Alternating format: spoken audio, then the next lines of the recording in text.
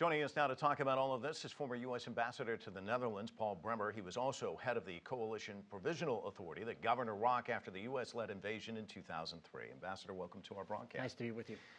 Let me get your sense on how the Obama administration's handling this. There's some that have been very critical that Kerry comes out as very decisive, then the next day he's almost undercut by the President of the United States, then we're going to go to Congress, and then it doesn't seem like votes are there, and then it's Russia.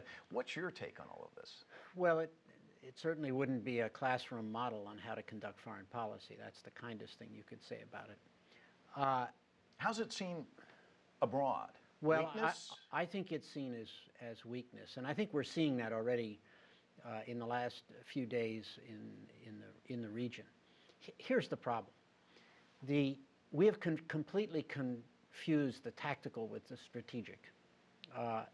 The tactical problem is the use of chemical weapons, but it's really only a tactical problem. The strategic problem is a war in Syria being conducted by the government of Syria against its own people. That's our strategic problem. And this last week of discussion of CW, the chemical weapons, has effectively changed the subject from strategy to tactics. And I think that is a very serious problem for the United States.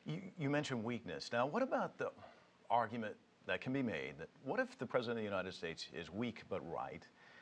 Bush, your boss, President Bush, was strong but wrong with Iraq. What about that argument? Some people say getting involved, you know, it seems like it's a precision strike, but it's never that, is it? Well, I was not in favor of precision strikes, pinpricks, unbelievably small action in Syria. To me, that again was confusing tactics with strategy. The strategic objective, the stated strategic objective of the United States in Syria is, to quote the president, Assad must go. He said that 2 years ago. That's our strategy. That's called regime change. They don't like to use that term, but that's basically what we're saying. We're saying he's a brutal dictator. The president repeated it again in his address on Tuesday night to the nation. And we have said he's got to go. Well, therefore, the use of military action should be directly tied to the strategic objective, which is why I all along opposed pinprick attacks. That made no sense at all. But there are a lot of people who say this is reminiscent of a brutal dictator. That's what Saddam Hussein was described as. Right. And if you look at Iraq, in August, more deaths than they've seen in 5 years. There's nothing but chaos in that country. It's not better because the United States got involved. It's worse. No, I think that's flat wrong. I think it is definitely better. How so, though? I mean, if you're seeing that type of level of violence. Let's go back a minute here, because people are making very facile comparisons between Iraq and Syria. First of all, in the case of Iraq, Saddam Hussein had used weapons of mass destruction, chemical weapons, both against his own people and against the Iranians. There was no dispute about that. The Security Council had passed 16 Security Council resolutions, supported, among others, by the Russians and the Chinese, which told Saddam he had to give up the weapons of mass destruction. But there were no weapons found. Just a minute. And which he did not do. The inspections that took place did not find the weapons that he did have. For example, his biological weapons were found only when a defector said, look in that farmhouse. Well, let me go in another direction. You were the chair of the Bipartisan National Commission on Terror. You know a great deal about this. You also know that in Syria, there are a lot of bad guys on both sides. I mean, there are al-Qaeda operatives on the other side. If the United States goes in there, aren't they helping the bad guys in a sense? Well, it obviously is difficult, and it's become more difficult because of 2 years of hesitation by the American government.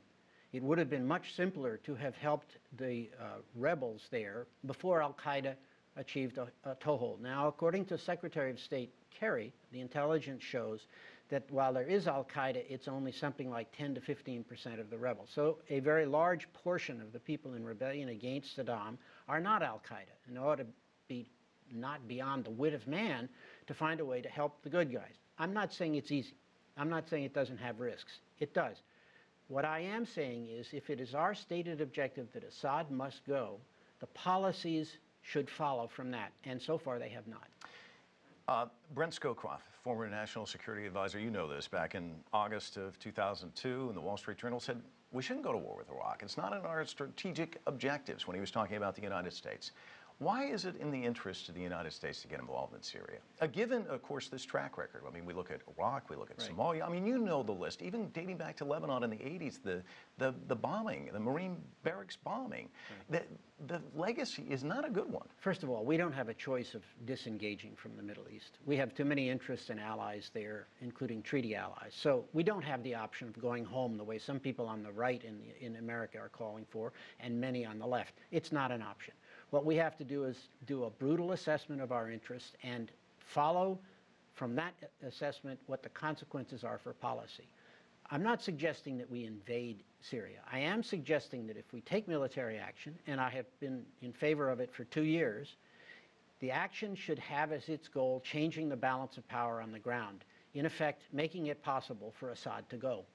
And I don't see that that is what is happening here, particularly in the last 2 weeks of the administration's on and off policies. But as a diplomat who's watched the world stage, when a leader with this much power is gone, there's a vacuum, and it does lead to a lot of instability. Yeah, of course. Nobody says it's going to be easy. If we want to have our policy be that we're in favor of stability everywhere all the time, that was effectively the policy the United States followed for 40 years in the Middle East.